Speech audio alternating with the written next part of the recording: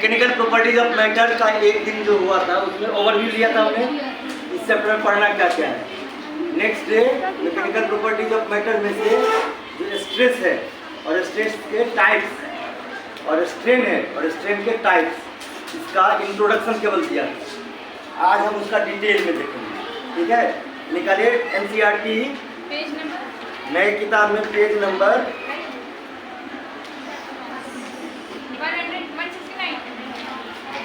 236।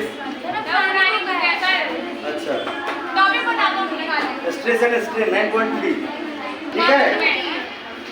तो इसमें देखिए क्या है। तो ये तो हम पहले ही आप लोगों ने बता दिया था कि stress has dimension of pressure and unit of pressure, and pressure has unit named after a scientist called Pascal. हाँ. So P will be capital, A will be small. That we already know. यहाँ से फिर हम आगे बढ़ेंगे और आगे बढ़ने के क्रम में अंडरलाइन कीजिए इक्वेशन 9.1 जो था, इसी में देखिए स्ट्रेस एंड स्ट्रेन में 8.2 में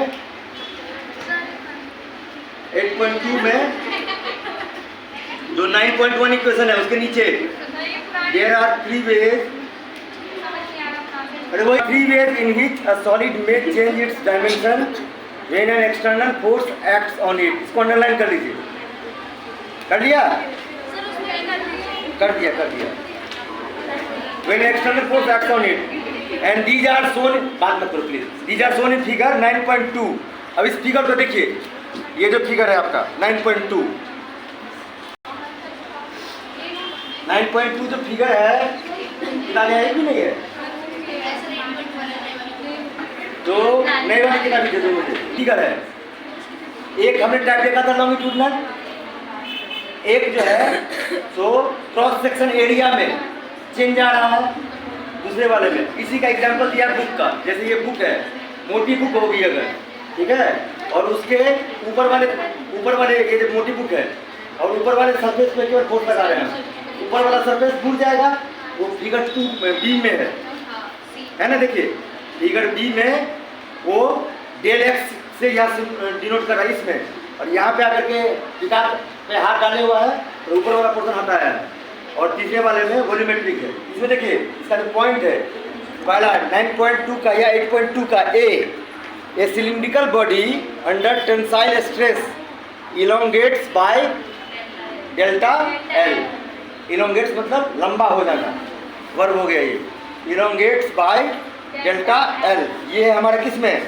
फिगर ए में। ये देखिए ये फिगर है, ये जो पहला फिगर है वो, और जो दूसरा फिगर है वो, उसमें फोर्स ऊपर की ओर लगा रहा है लॉन्गिट्यूडनल, दूसरा होगा कंप्रेसिव में कम हो जाएगा और लॉन्गिट्यूडनल में बढ़ जाएगा। तो बढ़ा हुआ क्या दिखा रहा है?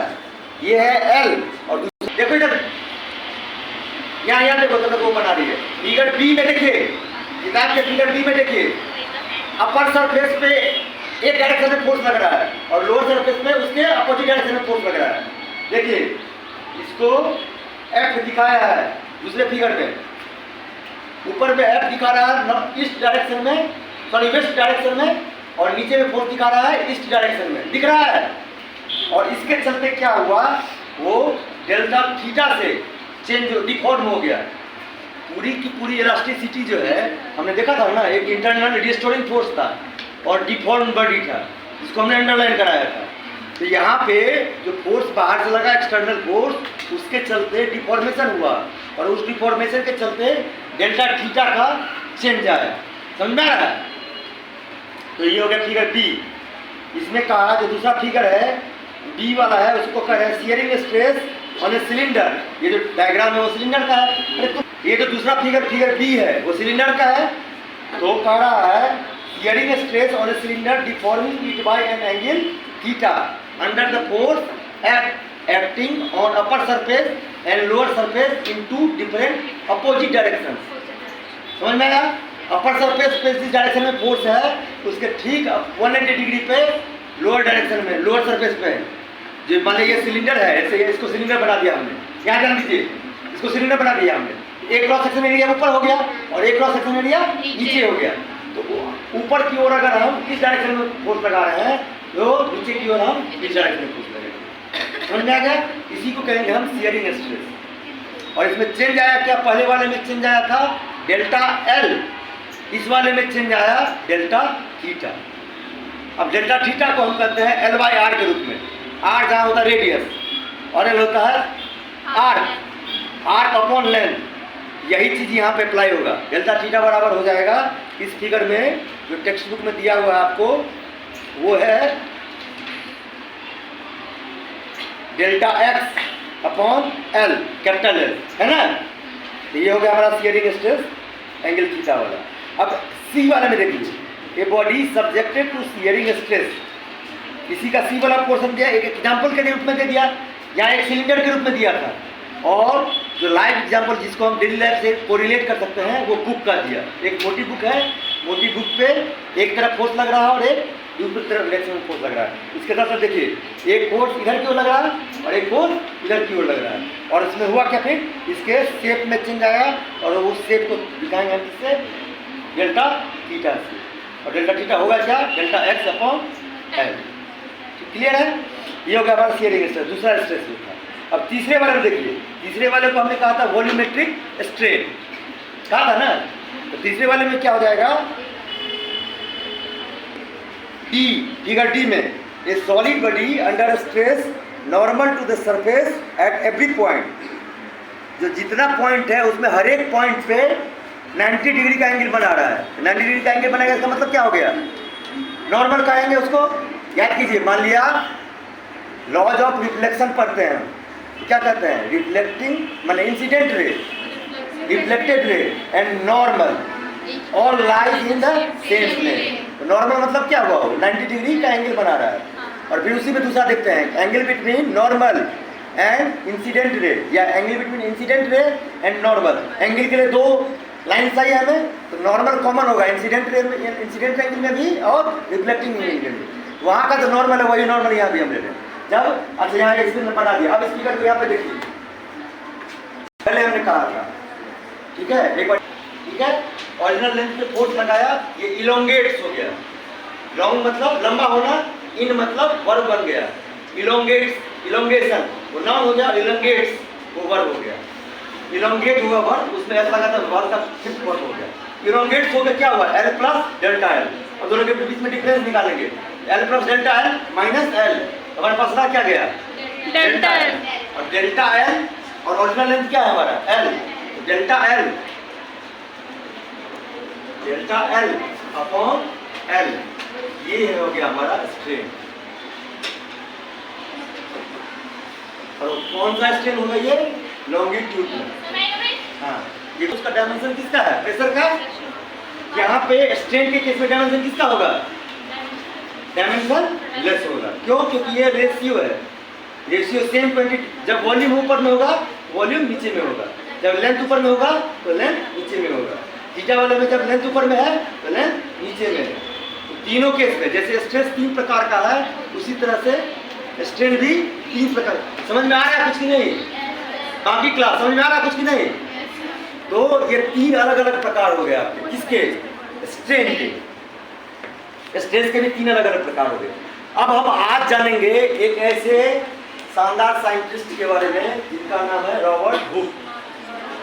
रॉबर्ट हुक का नाम आपने क्लास 9th में सुना होगा, सर बायोलॉजी में सेल की खोज की थी। Very good. अब देखिए वो वहाँ बायो में भी जानते थे और फिजिक्स में भी काम कर रखा है। न्यूटन का जो यूनिवर्सल लॉ ऑफ ग्रेविटेशन दिया है, उसकी आधारशिला रॉबर्ट हुक ने ही रखी थी। ओ भाई, मतलब उसका जो बेस बनाया था वो रॉबर्ट हुक ने ही बनाया था। बायो भी पढ़ते थे, फिजिक्स भी पढ़ते थे, पीसीएमबी वाले थे। अरे तो उनके बारे में बायोग्राफी है, बायोग्राफी का आपकी किताब में दिया हुआ बायोग्राफी। तो बायोग्राफी में 1-2 पॉइंट जो इम्पोर्टेंट है उसको देख लीजिए। जो इनके साथ एक बड़ी, इधर ध्यान दो, इनके साथ एक बड़ी बात हुई थी क्या, बिल गेट्स जो है वो अपना ग्रेजुएशन पूरा नहीं कर पाया, पता नहीं ये, मतलब एडमिशन लिया लेकिन उसको इतना इंटरेस्टिंग लगा कंप्यूटर, जो अच्छा ग्रेजुएशन के लिए बाकी सब्जेक्ट भी पढ़ना पड़ता, तो उसने अपना ग्रेजुएशन किया ही नहीं।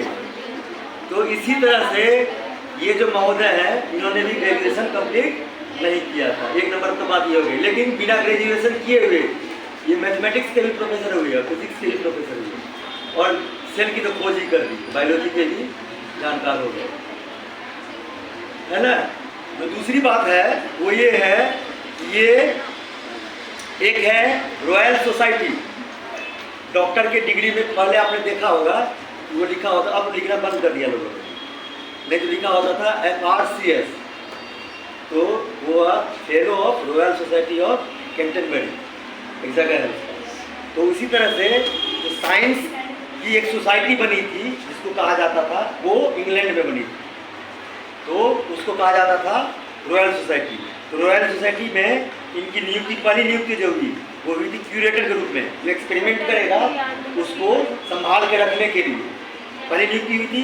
उसके बाद वो अभी थोड़ी देर पहले मैंने बताया आपको, जो इन्वर्स स्क्वायर लॉ है न्यूटन के लॉ, ग्रेविटेशनल लॉ का, उसका इन्वर्स स्क्वायर लॉ को सबसे पहले इन्होंने ही बताया था। उसी को आगे बढ़ाते हुए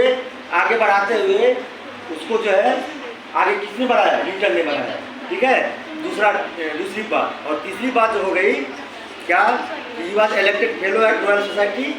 पहले तो उनको क्यूरेटर के रूप में, एम्प्लॉय के रूप में, बाद में फेलो। फेलो का मतलब होता है वहाँ पे आपको सम्मानजनक पोस्ट दिया जाएगा, जैसे लेक्चरर है वैसे फेलो होता है जब यूनिवर्सिटी में जाते हैं।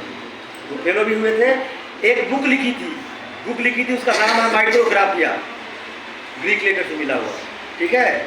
और एक सेंटेंस उनका बहुत फेमस सेंटेंस है क्या, यूटी अट टेंसियो सिक विस। ये हमारा लैंग्वेज नहीं है, ये लैंग्वेज कौन सा है? लैटिन, नहीं, जिसके बारे में कॉलेज में बताया था, लैटिन अमेरिका। कहाँ? दक्षिण अमेरिका को लैटिन अमेरिका भी बोलते हैं। तो लैटिन वर्ड है उट टेंसियो सिक विस। इसका मतलब क्या है? As the distortion so the force. अगर हम फोर्स लगाएंगे तो डिस्टॉर्शन होगा, ये इनका मूल सेंटेंस है। यहाँ जो फिजिक्स में हम पढ़ेंगे वो ये कि हुक्स लॉ क्या होता है, ठीक है। और साथ में एक डायग्राम पढ़ेंगे हम जिसको कहते हैं स्ट्रेस वर्सेस स्ट्रेन का ग्राफ। स्ट्रेस को जब हम लेते हैं y एक्सिस पे और स्ट्रेन को लेते हैं x एक्सिस पे, तो एक ग्राफ मिलता है। उस ग्राफ में एक कुछ देर तक वो स्ट्रेट लाइन होता है, ठीक है। जैसे मान लिया ये स्ट्रेन है और ये स्ट्रेस है और ये स्ट्रेन है। इस दोनों के बीच जो ग्राफ होगा शुरू में स्ट्रेट लाइन होगा। जहां तक स्ट्रेट लाइन होगा वहां तक हुक्स लॉ फॉलो होगा, या उसको उल्टा कर दीजिए, जहां तक हुक्स लॉ फॉलो होगा वहां तक लाइन स्ट्रेट होगी, स्ट्रेट लाइन होगी, ठीक है। और स्ट्रेट लाइन इसका मतलब क्या है? हमारे पास इक्वेशन मैडम ने आपको बताया होगा, y = mx + c, या दूसरा क्या बताया होगा, y का x के साथ रिलेशन है, और m है क्या यहाँ, m = tan थीटा। अब थीटा अगर 45 डिग्री हो गया तो tan थीटा का वैल्यू कितना हो जाएगा? 1। तो इसका y = x, और इसका अगर ये जो c है वो x एक्सिस पे कितना वैल्यू से शुरू हुआ उससे, अगर वो ओरिजिन से पास कर रहा है तो सिंपल इक्वेशन हो जाएगा हमारा y = x। यही ये इक्वेशन है, स्ट्रेट लाइन का इक्वेशन है। स्ट्रेट लाइन है, पता चल गया आपको। और स्ट्रेट लाइन का इक्वेशन क्या है? y = x। कब? जब c का मान 0 और c है क्या, इंटरसेप्ट ऑन x एक्सिस। मतलब ये हुआ, अगर इसको ऐड कर दे हम, ये हमारे पास x एक्सिस है। अगर ये स्ट्रेट लाइन यहाँ से शुरू हो रहा है, ये हमारा 1, ये हमारा 2, ये हमारा 3, ये 2.5 से स्टार्ट हुआ, इसी का वैल्यू हो जाएगा 2.5। या अगर हमारा ये इक्वेशन यहाँ से स्टार्ट हो रहा है, ये है 4, ये है 5, इसी का वैल्यू हो जाएगा 5। समझ में आ रहा है? अब अगर सी का वैल्यू 0 है, इसका मतलब ये होगा किसके थ्रू जाएगा? ओरिजिन से। ओरिजिन के थ्रू जाएगा, ठीक है। तो हमारे पास इक्वेशन है y = mx + c। c का वैल्यू है 0, तो वहाँ y = mx, और m है हमारा क्या, tan थीटा। हमने क्या कहा, थीटा अगर 45 डिग्री है तो m का वैल्यू हो जाएगा m = tan 45 डिग्री, और tan 45 डिग्री का वैल्यू कितना होता है? m = 1। m को 1 यहाँ डालिए, y = mx हो गया है, y = mx हो गया है ना। y में m का वैल्यू अगर 1 डालेंगे क्या होगा, y = अब आ रहे प्रीवियस में यही है हमारा, ये 45 डिग्री से स्ट्रेस और स्ट्रेन के बीच में। इसका मतलब स्ट्रेस बराबर क्या हो जाएगा, स्ट्रेस बराबर स्ट्रेन। उल्टा चल रहे हैं, जो हुक्स ने नियम दिया था उसका उल्टा चले, क्योंकि हमारे पास कंसेप्ट स्ट्रेट लाइन है। अब स्ट्रेस बराबर स्ट्रेन है अगर, तो इसमें एक प्रोपोर्शनलिटी कांस्टेंट आएगा, है ना। तो स्ट्रेस डायरेक्टली प्रोपोर्शनल किसका हो जाएगा, स्ट्रेन के। Stress is directly proportional to strain. This is the definition of, और this is the language of Hooke's law. Hooke's law यही था, हम लेके जाएंगे, मैंने सर के ऊपर जा रहा था। यहाँ से अगला टॉपिक स्टार्ट करेंगे। हुक्स लॉ का जो stress is directly proportional to strain, थोड़ा सा इस फिगर को देख लीजिए केवल, जो नए टीचर आएंगे उनके आने से पहले। ये जो डायग्राम है 9.3, नए वाले में 8.2, नए वाले में 8.2। ये देखिए एक पॉइंट है जहाँ पे वो स्ट्रेट लाइन है, ठीक है, जिसको कहा है प्रोपोर्शनलिटी लिमिट। जहाँ तक प्रोपोर्शनलिटी लिमिट है वहाँ तक इलास्टिक है बॉडी। उसके बाद यील्ड पॉइंट, यहाँ पे वो टूट जाता है, इसको हम पूरा डिफिनेशन देखेंगे। उसके बाद यहाँ से लेके डी तक उसको कहा है प्रोपोर्शनलिटी लिमिट, ठीक है। और डी के बाद पूरी तरह से फ्रैक्चर हो गया, तो ई पॉइंट क्या करके वो फ्रैक्चर पॉइंट। ये अलग अलग हम देखेंगे। परमानेंट सेट क्या है, प्रोपोर्शनल लिमिट क्या है, यील्ड पॉइंट क्या है, और सिग्मा वाई किसको कहते हैं, इसको हम देखेंगे अगली क्लास में।